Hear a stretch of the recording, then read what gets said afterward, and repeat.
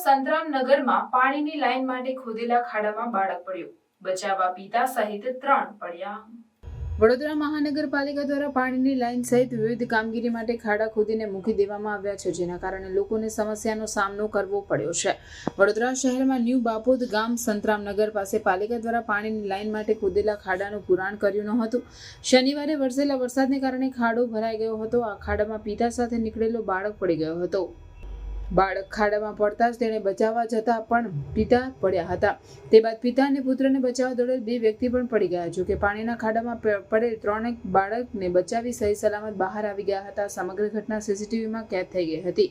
વડોદરા શહેર અને જિલ્લામાં ભારે વરસાદને કારણે તારાજી સર્જાઈ છે અને અનેક વિસ્તારોમાં જળબંબાકારની પરિસ્થિતિ છે, જેમાં પાલિકાના ખાડે ગયેલા તંત્રના કારણે શહેરના ન્યૂ બાપોદ ગામ સંતરામ નગર પાસે મોટી દુર્ઘટના બનતા બચી ગઈ। આ ઘટનામાં પાલિકા દ્વારા પાણીની લાઈનનું કામ કરવામાં આવી રહ્યું હતું। પાણીની લાઈન માટે 5 થી 6 ફૂટ ઊંડો ખાડો ખોદવામાં આવ્યો હતો।